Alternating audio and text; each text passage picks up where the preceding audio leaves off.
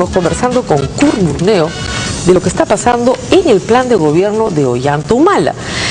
Lo que usted dice puede ser muy tranquilizador y yo espero que ese mensaje de tranquilidad se dé para muchos agentes económicos. Pero lo que tenemos ahora es una gran confusión. O sea, mensajes diversos, ¿no? Yo le pregunté a Javier Descanseco, recuerdo la noche de las elecciones, ¿qué queda de este plan? Y me dijo todo. Le dije, ni una coma, ni una coma. Entonces, ni una coma. Y acá hay acá hay cosas bien serias, frases enteras, en fin, páginas enteras. Y ahora resulta que lo importante es esto y que a esto se le va a dar un contenido. Es cierto que Gana Perú no puede retirar este plan de gobierno formalmente, ¿no es cierto? Pero la política es real. Y sí se puede decir, mire, hemos decidido ya no hacer esto, sino vamos a hacer esto. Muy bien.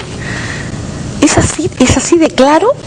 ¿Usted cree que Ollanta Humala ha cambiado de diciembre a abril o a mayo de una forma tan dramática? ¿O tal vez nunca leyó esto? No lo sé. ¿Qué cree usted? ¿Qué le pasó? Lo que pasa es que para mí es muy difícil especular, digamos, y yo la historia la conozco desde el momento en que viene la invitación. Ahora, el punto es, este documento, con su contenido en términos de políticas, es lo que va a ser la guía de lo que hará un eventual gobierno de Ollanta Humala. Veamos un ejemplo concreto, por ejemplo, en materia tributaria. A ver. En el plan original se aumentaba el impuesto predial vía el incremento del valor arancelario de las propiedades, que no está mal, pero digamos, era una cosa fuerte para el contribuyente. Se incrementaba el impuesto automotriz, se creaba el impuesto a las herencias y se creaba probablemente un impuesto a la planilla en los gobiernos regionales. O sea, había una alta carga impositiva para el contribuyente particular. Luego hay toda esta discusión sobre mayores tasas impositivas a la minería. Si usted lee lo que dice acá en materia tributaria, en el un párrafo, bueno, no, en realidad son dos, para ser más generoso. Dos, ¿no? Y tal vez un poquito más en la cola. No dice nada de esos impuestos. Entonces, ¿qué es lo que prima? ¿Lo que dice el plan o lo que dice esto? Lo que dice este documento, Compromiso por el Perú, habla solamente del incremento o de la modificación de la contribución fiscal del sector minero. Nada más, además dice, apoya la reducción del IGB. Ojo, y nada más. Apoyamos la reducción del IGB, pero pensamos que es posible disminuir aún más este impuesto que penaliza el consumo de los más pobres. Obviamente, ahí viene el tema de los contenidos. Eso tiene lógica dentro de un conjunto de medidas de carácter tributario, porque si tú reduces solamente el IGB, lo que ha pasado hace un par de meses, claro, ¿no te cae la recaudación? Ha caído la recaudación, pero el tema es que eso no significó una reducción en el precio de los precios al consumidor. No se trasladó, y entonces si se reduce el impuesto y si no se trasladó, ¿quién se lo llevó? Es básicamente el sector empresario. Salvo en servicios públicos, ¿no? Salvo en servicios públicos, pero la mayor parte pues se queda en lo que no precisamente menos tienen. Ahora, lo que dice acá es, fíjense la diferencia, el Congreso va a debatir una reforma que simplifique nuestro sistema impositivo, reduzca la carga tributaria que pesa sobre la mayoría de la población y establezca una repartición más justa del esfuerzo contributivo de todos. Así es. Esto versus impuesto predial, impuesto automotriz, impuesto a las herencias, impuesto a la planilla. ¿Con qué me quedo con esto? Obviamente. Ya, entonces cambió. Bueno, ¿qué pasó en la mente de este candidato y de su entorno económico para que haya cambiado? Vio la luz, tuvo una revelación, una epifanía. ¿Qué pasó? No es tan así, sino aquí la lógica es dentro del conjunto de medidas de carácter tributario, que además, tú lo sabes bien, se discute en el Congreso. Solamente, digamos, cuando estamos hablando en el caso de los selectivos, por ejemplo, y aranceles, eso es potestad del Ejecutivo. Pero ahora los aranceles, los niveles de promedio de aranceles son tan pequeñitos que ahí es marginal, es marginal la cosa. Pero el señor Félix Jiménez quería levantar los aranceles para proteger al mercado local. Pero ojo, es que lo que pasa es que no pueden verse las medidas en términos aislados, Rosa María. Por ejemplo, cuando se hace, yo siento que a veces se hace un poco de caricatura cuando se plantea, por ejemplo, la necesidad de mirar lo que son los tratados de libre comercio. Mira, yo he participado en una comisión de transferencia anterior y una de las primeras cosas que hacen las comisiones de transferencia es hacer un balance, recibir un balance de los sectores,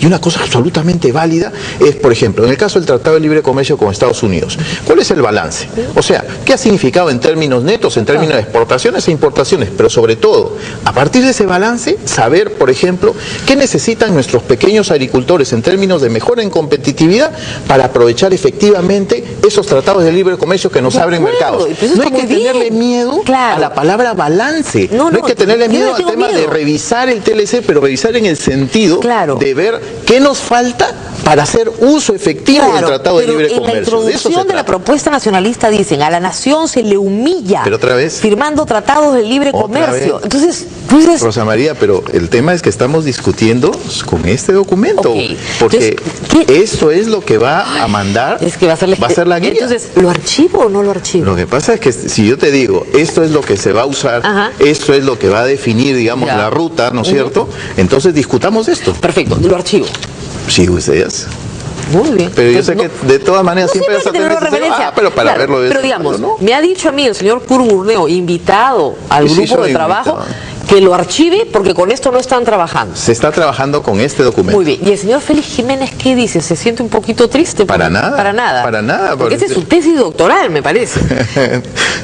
No. Lo que pasa, me parece que también cometes, con todo respeto, algunas injusticias con el documento, ¿no? Porque no es tan así que hay una dicotomía entre mercado interno y apertura de la economía. Es obvio que hay una relación de complementariedad, porque no hay manera de aprovechar, por ejemplo, la apertura, o sea, los mercados externos, si no empoderas tus unidades económicas. Y también el otro tema es que una cosa no excluye a la otra. ¿Por qué no pensar, por ejemplo, que también es importante desarrollar los mercados internos, al igual que aprovechar, por ejemplo, la apertura? En un proceso que se llama globalización, es imposible negarse frente a eso, ¿no? Yo estoy de acuerdo en todo lo que usted me dice, no estoy de acuerdo con lo que dice acá. Pero es que si volvemos otra vez al tema... Pésimo.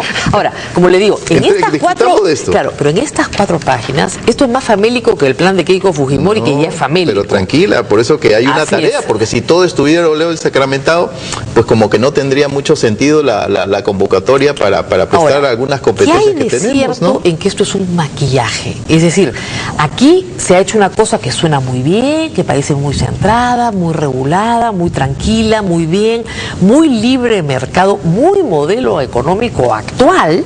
No, pero ahí hay un énfasis muy marcado de políticas públicas por el lado social, Rosa María. Nadie se opone a eso. No, es que las formas son importantes, porque el infierno está llenecito, por ejemplo, de buenas intenciones. Claro, pero acá no dice reforma de la Constitución, ni Asamblea Constituyente, ni nada de eso. Voy a un tema que puede ser muy picante, por ejemplo.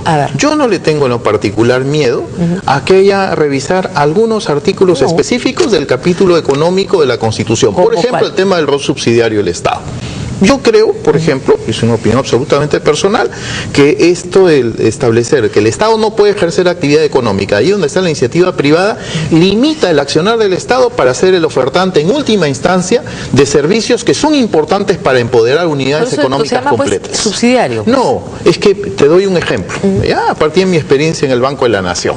A ver, tú, por ejemplo, tienes 4 millones de micro y pequeño empresas. De esas, ojo, con libre iniciativa privada, tienes atendidas 1.3 millones.